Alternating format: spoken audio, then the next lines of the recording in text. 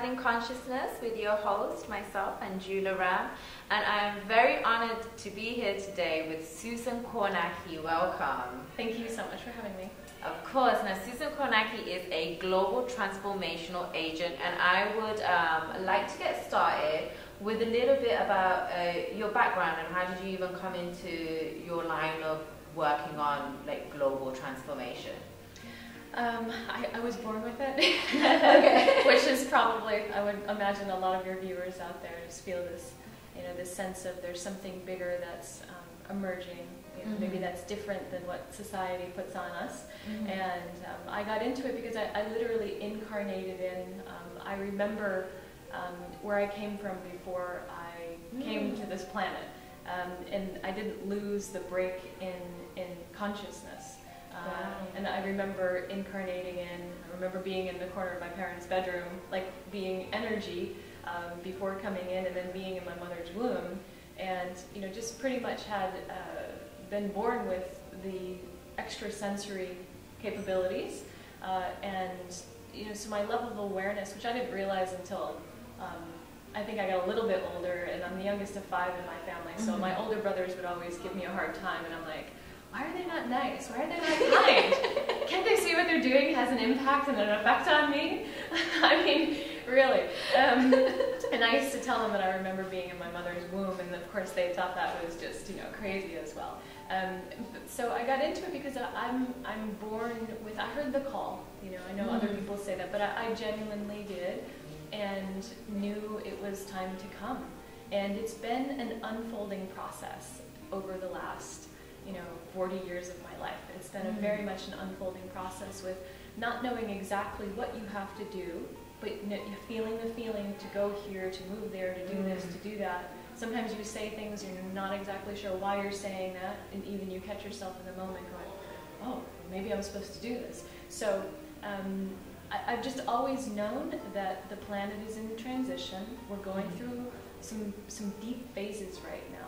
And it's very important that we recognize that we have galactic brothers and sisters out there in the universe, and that our human beingness, this body, this amazing temple that we have, is gifted beyond really imagination to be able to do some remarkable things with ourselves. And that's what a lot of my ET contact has showed me.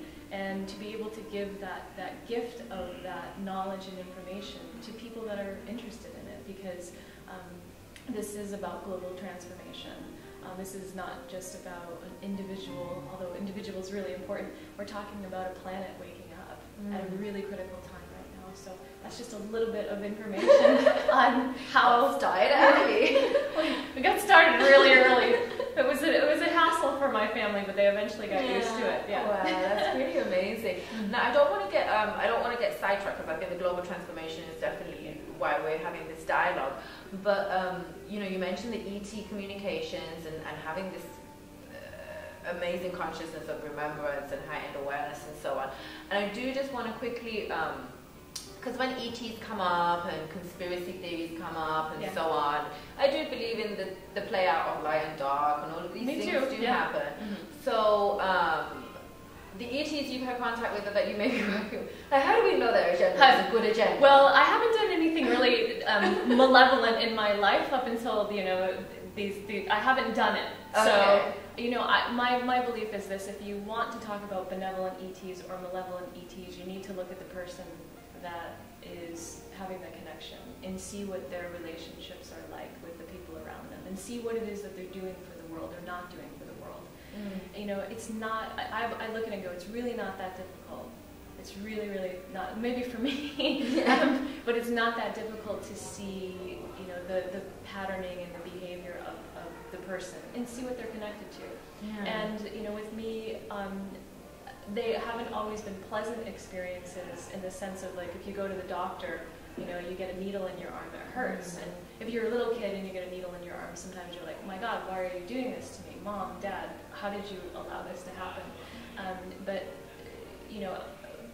just to talk a little bit about that, when I was a kid, I had a lot of real physical contact, because they were testing my body, they were testing my central nervous system, and they were really measuring my level of empathy, which is an important trait in our ability to connect with fellow man, plant, animal, ether, right? I think they were doing a little bit of tweaking to make sure that my ability to feel what other people could feel was really important. But they also were testing our food, our water. They were really testing like the bio-life energy of what was going on in my home environment. And you know, people talk about them being the keepers of the garden or the custodians. Dolores Cannon refers to that. And definitely the beings that I've been connected to are more that, because it's about the positive evolutionary path. And when you see something that is going to go along the train of pain, destruction, you know, more negative patterning, like my beingness is designed to stop it. And I can go on a couple of examples there, but so there's nothing in my life with my contact experiences that has led me to something that's not for benefit in some way, shape, or form. And you know, I questioned that for a period of time, though. I really did, because you know, I have people say, well, how do you know they're good? And how do you know they weren't trying to trick you? I'm like, well, when you feel eternal love, when you experience them and you're feeling eternal love, room for it, yeah. It's kind of like, and if you're a kind, nice, you know, generous person, and that's the feedback that you get from the people around you for the vast majority of your life, I think we're okay. Okay, so we're safe to go on to the next stage. Yes, I think that. Yes, I think. You know, I think it does pop up in the psyche, and yeah. I mean, I think it's good to be cautious as well. But I just wanted to address it because I didn't want anybody to switch off on that basis from something that we're going to address that's really, really important. Yeah, absolutely. You know? Absolutely. And I do want to address this. I have met people who have, and I don't think it's malevolent or benevolent. I think it's like anything. Like you meet a person, are they all bad or are they all good? You know, yeah. Right. And I think that there's various races that every human being is connected to. We might not know it and be aware of it, but you know, this is a huge universe we live in. It's teeming with life, and all the evidence is really, you know, suggesting that. And also maybe suggesting that, you know, planet Earth is a school here, and we are a meld of various different beings and different connections, and you know, as so below, as above, so below. Thank you. And so, you know, there's various different aspects, and also trying to find what's the benefit in what's called malevolent, or what's the benefit in that. And there is something that is a benefit at times to it, and it's really trying to understand what that is. So, you know, what do I think that there's quote unquote some bad dudes out there? Absolutely, and we need to learn how to protect ourselves from that, because yeah, it's not all love and light. And it's love, light, protection, awareness, and having a good like gut instinct at times too. Absolutely. So I thought that was important to address. Okay, great. Okay, so let's go on to so we got the childhood down. So let's kind of like fast track a little bit, Okay. and cover like what is it that you're doing now, and what are the things that you have done in relation to global transformation. Okay. I found myself, so we're going to go back just a little bit. I found myself at an early age working with a lot of leaders, like working with a lot of managers, leaders, so people that were in positions of power. I did emotional intelligence work for a number of years. I worked with a colleague who's at Yale University, so you know, we spent almost 10 years doing coaching, development, and teaching at some pretty well-known universities about emotional intelligence. So I had a chance to you know, understand like the vibrational signatures of that type of energy, work with these different leaders, and understand that, you know, these are really good people that they're struggling, you know, just like everyone does, and you know, they have a lot of responsibilities, a lot of things that come down on them in terms of pressure. So it's one thing to keep in mind. So I worked with leaders, and it was my job to help them to become better leaders, you know, through looking at my own leadership. The global piece is something, again, it's innate. It's always been, I've always seen the whole world. I've always been really interested in the social issues. You know, so looking at why the United States goes to war, looking at 9/11, you know, looking at pretty much every facet of humanity that relates to the ills of man and how humankind is not being kind to one another, right? Big fan of Howard Zinn as well, who's he died a couple of years ago, but just a great, amazing activist. If your viewers don't know, I'd say look this guy up. Yeah, Howard Zinn. Yeah, we want to talk about consciousness. Look at someone who's embodied it and did something about it. So I'm a big believer in the activism piece. I'm a believer in meditation and global coherence in terms of meditation, but I'm also a believer in activism to take steps to move things forward in a smart, more integrated way.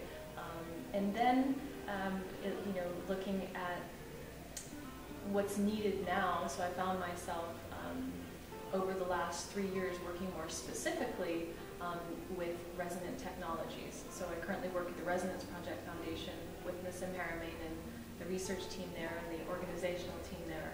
And what we're doing is affecting people on a worldwide scale right now, and also recognizing that we are doing work that nobody is doing on the planet right now. And we're doing it in a very public way, which is highly unusual for this type of work to be done. And this is natural energy, right? So could you just speak a little bit about the work that you're doing on the project? So I bet you a lot of your viewers probably know who Nissim is. He is, quote unquote, sometimes I'll refer to him as like the grandfather of new physics. That's what he's bringing to the world. So it's looking at physics that are in alignment with natural energy. So looking at the Earth's energy and the cosmos. Nikola Tesla was someone who very much understood that and was moving along that continuum. So Nissim's work combines a lot of Tesla and Einstein and his theories. So when you've got new theories, you then have new practices that result in that. So a lab that's working very differently than pretty much any lab in the world right now, because you're working in alignment with the Earth's energies. You're working in alignment with the cosmos energies. So I love this ring I just bought it. It's very inexpensive too, but it's beautiful. It's the spiral, and the spiral is representative in nature, and it's a natural occurring phenomenon, like the developing spiral arm of a new galaxy. You see spiral shells in nature and flowers as well. So it's working in alignment with that energy, and that's a lot of what the ETs use as well. Call them interdimensional beings or ETs, whatever people want to use.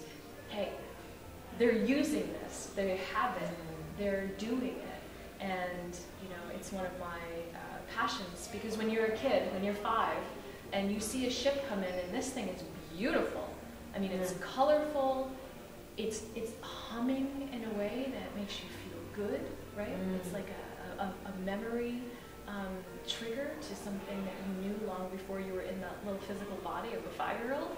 And again, the colors are so vibrant, and you look at it, and it's beautiful perfection. It's beautiful symmetry, and you go, how do they do that? Because walking and getting in a car seems really archaic.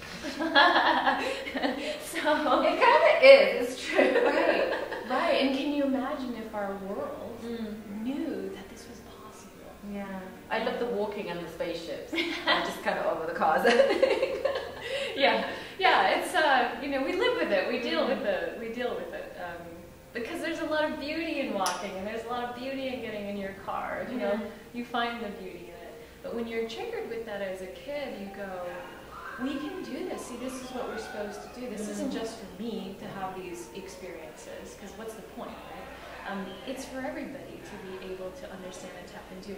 And the other piece, too, is it's not about just creating, anti-gravity technology or free energy technology, which is still a big thing. We can still solve a lot of, why we go to war, which is a lot of money and control, which everybody knows. Yeah. But the creation of these technologies says that we're not in scarcity anymore, folks. Guess what? There's room for everybody. That actually really shifts the collective mindset. I mean, with everything that's going on in the world at the moment as well, there is, when you just said scarcity, war, and so on, it just feels like so solidified almost in the collective mindset at this time, that for you to be like, hey, that's not our reality, it's kind of jarring almost, you know, like and it should be there should be John Mack, who was somebody that I worked with when I was really young. I just finished my bachelor's degree, and I lived in Massachusetts, and he was working at Harvard, and he was studying people that had ET contact. So I'm like, oh, I want to go. I want to be a part of this. You know, he would refer, and this was, he did research in the early 90s. So it was a really big deal for the world to start to understand, like, oh my God, there's a Harvard psychiatrist that's actually doing research on this, right? And he's saying these people are not crazy. He's actually saying these people might have a gift to share with the rest of us if we can listen, right? Then he would refer to it as an ontological shock. That when people actually realize what's happening to them, or realize that, oh my God, we're not alone in the universe, and oh my God, there might be a species that knows a little bit more than we do, or maybe knows a lot more than we do. You know, there's a shock factor that comes in. It's a worldview shift, and everything shifts. Exactly. And sometimes that's not necessarily a bad thing. Yeah, no, I think it's a good thing. Yeah. It's just like, almost like drastically different to what is accepted as reality at this time, you know, by the collective. So let's talk a little bit, I want to talk a little bit about the masculine, feminine, yin, yang, thinking, feeling. You know, I mean, I think it's quite widely accepted, you know, that we have been masculine heavy. Yeah. And we do need to be a little feminine to want to be that, you know. So we do want to bring that balance in. And also, like you said, you know, you meditate, you're into like the global alignment and so on, which I think is excellent. And I think it's half the story. And then there's the other half of the story, you know what I mean? So could you talk a little bit about that as it relates to global transformation and what shifts we can hopefully experience soon? Well, I'll talk about the male and feminine piece. You know, I was somebody that, I was very fortunate how I grew up. I knew my mom loved me, and I knew my father loved me. I had no question there. So I grew up with parents that I know did the best that they could do for me and love me. And they didn't disrespect one another. They were respectful to one another. And I never felt a gender imbalance with my parents. Even though Dad, you know, worked, Mom was primarily home, I didn't feel like there was any degradation or disrespect. So I felt like the world is my oyster. I can do whatever I want to do. I was so fortunate. I got the right parents. You probably planned it beforehand. I don't know. This stuff, there was other stuff, but it wasn't their fault. You know. But I had that, and I had this sense of I can do anything. And then I ended up my first real serious relationship was with somebody when I was 17 years old, and he was so loving and so supportive and so kind that, again, I felt like I can do anything. So I went and got a master's degree and, you know, worked, and he was great. And still, you know, didn't really feel like, well, you're a woman, so you can't do this. I felt that in the Catholic Church. We were kind of Catholic. Part-time. Part-time. And then I couldn't go into, they had I think it's the rectory, the priest's quarters, and I was like, no, you can't go in here. And that's one of the first times I felt it. So there were rules at play, and I didn't really pay too much attention to them. And I remember I had a colleague that said to me, he said, you know what, Susan, you do far better and get ahead if you use your sexuality more. And I said, why would I want to do that? And he said, because you can get further, you can get more ahead. And I said, like, have sex with people? Like, what are you talking about? I'm like, I'm married, what is it? He's like, no, you know, to use this feminine gift. And I said, that's not the feminine gift for me. Yeah. That's not the feminine. And I've spent years trying to really understand, what does this mean? Do I have to, like, be more sultry? Like, what is it? And I said, you know, that doesn't feel right. It feels like a manipulation to the man. So absolutely true. It is so true. And just, you know, like, honestly, even like I've heard so much of that line of thinking myself, and it doesn't resonate. And I'm just like, that's stupid. That's tricking people. That's and not authentic. You know, they like, get mad. And they should get mad. Be part of it. Yeah. No, I totally get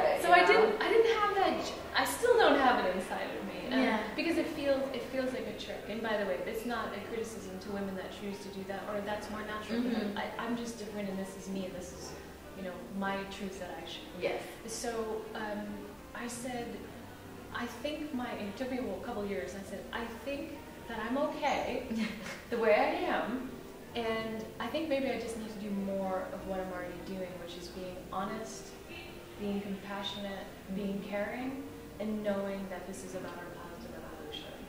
And that's the true feminine. I'm thinking that is the case. I mean, I feel like. I feel like it is too.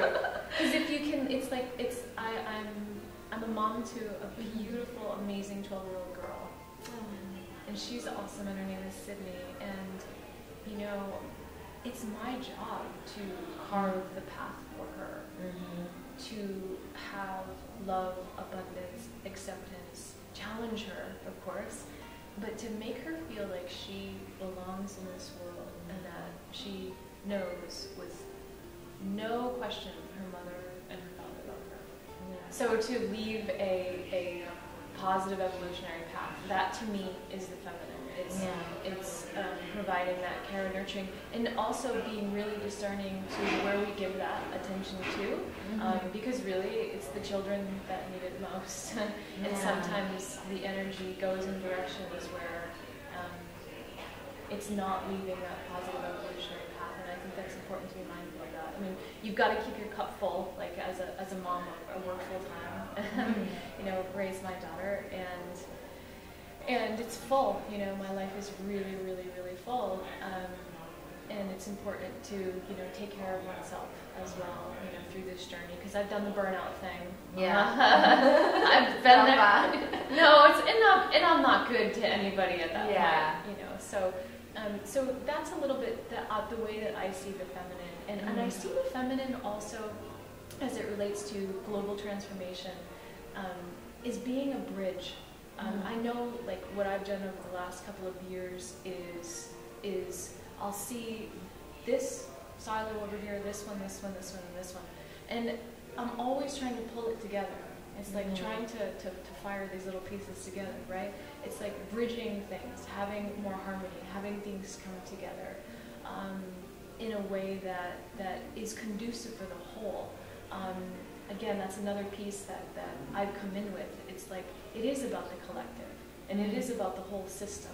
It's not just about the self, and it's not just about this other person over here. You know, the decisions that you're making, are you making them because that system around you is better, those people around you are better, your ex-husband or your husband or your kids or your mother or your father or your coworkers, is everybody better? Or when I taught emotional intelligence, I learned something really interesting, because there's intuitive intelligence and then there's emotional intelligence, and they're not the same thing. Because sometimes your emotions, especially if you're in fear, you're in anxiety, you're blocking the wisdom at that point. Sometimes it's really difficult to hear the universal insight, you know, the intuition that's really trying to come up. So one of the best, this is my suggestion, because I've even though I've had a lot of great experiences, I've also been challenged, you know, like I came here to get some serious, like, you know, whoopings as well. Like, okay, got it. I don't want any more pain, and had to work my way out of it. You know, and I've been in those, and the ETs don't come in and help when you're in like super fear and anxiety as well. Like, they're like, look, we'll show up when you're in a calm place. Yeah. For real, for real. So that is how mine work. And I couldn't hear them. I couldn't hear. I couldn't feel source. You know, I think a lot of us can relate to that. Like when we feel closed down, we feel helpless, and we feel like, you know, we're kind of on a crazy train and we don't know where we're going sometimes. And the energy shifts that are happening on the planet. This is an isness of the solar flares that we have, a lot of electromagnetics that are out there, and just so much noise that we're being bombarded with right now. So to get quiet as much as humanly possible, because when I incarnated in, I actually remember seeing like a flash of me sitting in a quiet room and knowing, do your best, kid, to maintain your connection with Source. Do your best to maintain that connection. And it's not an easy thing. You know, it was easy when I was younger. I'd actually go in my closet. I was the youngest of 5, so I'd go in my closet and like, you know, meditating in the closet. I didn't even know what I was doing. It was a natural thing. Like these people are crazy. Like they're loud and there's so many of them. What are they all doing here? For real. And so I'd go in my closet just to have like the space, you know. Yeah. And I still do that. Not my closet, but it's like, wow, where are you? It's so true. My God, I've scared my parents so many times. They'd go to find me and I'd be in the closet. I'm like, what? And they'd be like, oh my God, where have you been? God's honest truth. So to get quiet as much as you humanly can. You know, we talk about meditation. Like I went and just got a new mode of meditation to learn. Paid money for it. Had my daughter sign up for it because I wanted to incorporate a new modality. What I was doing had worked up into a point, but as I got into new environments and even more challenging vibrational situations, I needed to incorporate something new. And I needed to say, hey, I don't know everything. I need some help. And so now I do it consistently 2 times a day, morning and night, and it's been really helpful. Absolutely, because it stops the noise, it allows you to feel calm, and allows you to have more of your universal insight coming through. So, you know, my suggestion for people, as opposed to addressing the huge factor of the feminine and the masculine, is to say, get quiet as much as possible, that you can, to carve that time, because the universe is speaking through you, because you are the universe as well. And hear what you've got to say, because man, it's how you're guided. You know, people have asked me, they say, well, what are you going to do next? What is this and what is that? And I go, I don't know. I don't know. All I know is that I just follow what I'm feeling on that deep intuitive level.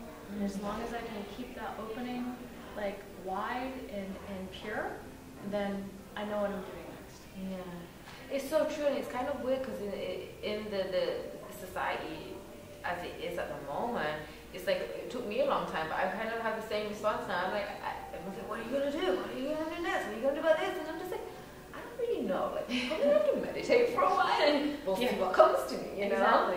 But it is that, and I really do, and thank you so much for differentiating between emotional intelligence and intuitive intelligence, because I did think there was something funny and blurry going on, but I hadn't actually made that separation. And I think it's quite important, because you can get the emotional intelligence going and understand it, but you can misunderstand it for intuitive intelligence. Absolutely, especially if you're in a fear-based state. You're going to see, and this is, I did a lot of research when I was working in the EI field, and did a lot of feedback sessions with thousands of people all over the globe. So I got a chance to really see how their test scores that they had, and it was an ability-based test, measured up with how they were actually behaviorally being. And, you know, when you are in a negative state, and some of us do walk around in a more negative state than others, when you're in that state, you're seeing the world in a closed way. And so you're more suspicious, you're less trusting, you're more judgmental, you're more critical. You actually might be a better scientist. You might be a better lawyer. I mean, really those disciplines that require that. So again, there's no judgment on that piece for real. But the key is that if that's your prolonged state, then you're probably not operating from what that true intuitive intelligence is trying to tell you. Because it's like, I go fishing with my dad on occasion. I learned something really cool when I fished that I didn't know. And so I'll make the analogy here. Like, there's the lake that we'll fish in, but then there's these other rivers that run underneath the lake. And so to me, emotional intelligence is like, or emotions are like the water in the lake. And intuitive intelligence is like the river that runs through, down below, beneath. So when you meditate, you know, what are you doing? You're going to those deeper states of consciousness. You're going to that universal river that's flowing in alignment with the universe as a whole. So that's why meditation and tuning in and getting outside this is just like super important. I just wanted to get to the, you know, just the actual action part.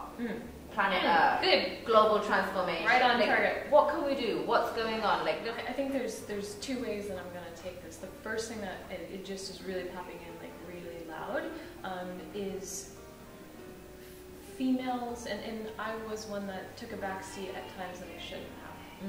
And I learned my lesson. For females to be able to, if you're feeling something that's not right, if it doesn't really feel right, like I'm going to keep going to that positive evolutionary path, because we innately have it. I mean, this beautiful gift of the feminine body has it, and men have it as well. And to act more on that, again, to if something doesn't feel right, to say it, to not be afraid to be your whole self. You know, I think sometimes we make decisions because we don't want to hurt other people, and we end up really hurting ourselves, and that's the damage to the feminine. And we're not doing men justice by being less than what we are. And, you know, because if you're becoming more of who you are, like more of this embodied, you know, energy of this universal consciousness, if that's what you're becoming, and then the people around you don't like it, then that's okay. You know, it's okay. I mean, maybe you moderate your approach a little bit here and there, but maybe you're supposed to be somewhere else, and that's okay. So I think that there's a lot of shifting, because how can someone else shift if we're not shifting as well? If we're playing by those rules, and really, you know, men have held the money, they've held the power, they've held the positions, and they've held the technology too. And this is where I see the biggest shift right now, because the technologies that are in resonant frequency with the universe are a male and feminine energy. So, you know, what better time to start getting ready than now, at this point? And, you know, the other piece that I see, what can we do? Like, believe in what's possible.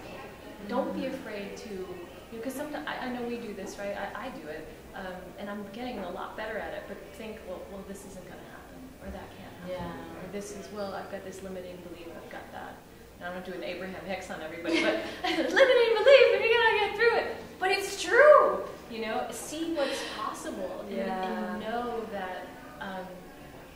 know that we are so much more than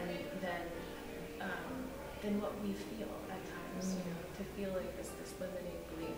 And educate yourself. You know, there's new science that's on the table. There's, which you don't have to be a physicist or a scientist or have a college degree to understand.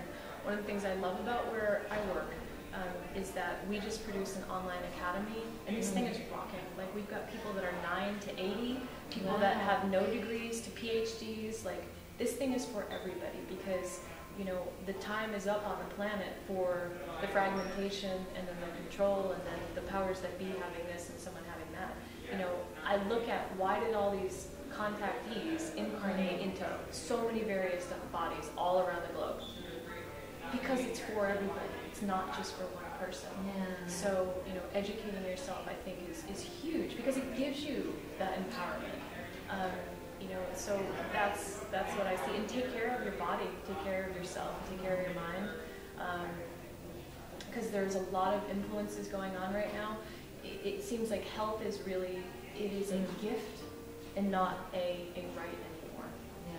I mean, there's a lot of people that are struggling and that are sick, and we are having to do an enormous amount of self-care and preventative care on a daily basis in order to stay well. Totally. I mean, like, and I've got, you know, I have a family member that has a terminal illness right now, and, you know,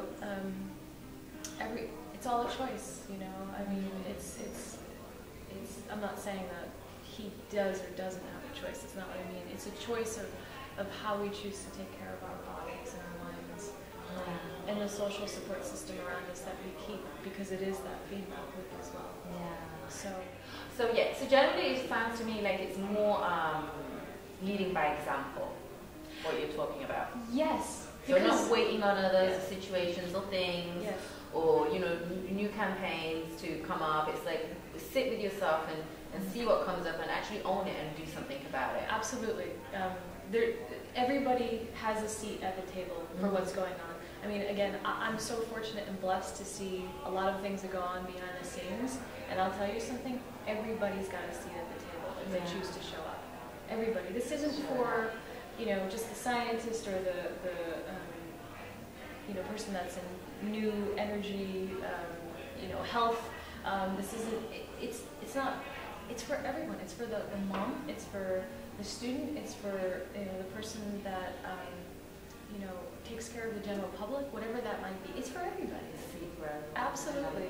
And leading by example. Here's what I believe. I believe our world is sorely in need of good leadership. And it's sorely in need of people that are actually leading because they care about life energy. And that's what I see as new leadership. New leadership isn't caring about a task or a project or a development of one goal. We've done that already. New leadership is about life energy. So who can really lead that? And that's who should wake up, show up, and pull up a seat to the table even if there's not one there. And that's where I'm going. That's what I'm doing. I'm with you. Just, Susan, thank you so much. I so appreciate you sharing this time and space. I hope we can sit and dialogue some more a future day, because I just think there's just so much wisdom there that I would love to speak with you more about. But we do have to wrap up, so I would like you to take a moment just to share any personal websites, any projects you're working on, or where people can go, maybe the academy you mentioned. Yeah, that's great. Let's do that. Feel free to just let our audience know what you have going on and where they can reach you or find out more. Okay, very good. Thank you so much, by the way. I haven't done an interview in a while, so it was really great to have such a person yourself that comes from the heart and the mind. So thank you. Thank you. The website is resonance.is for the Resonance Academy. I really believe in what we put together there. It's quite remarkable. And I have a blog, and it's ietevolve.com, so you can go to that as well. And thank you so much for your time and energy. Aloha. Okay, and I will definitely put all your information and so on the text box below. And thank you so much for watching. This has been Expanding Consciousness with your host, myself, Anjula Ram, and I will see you next time.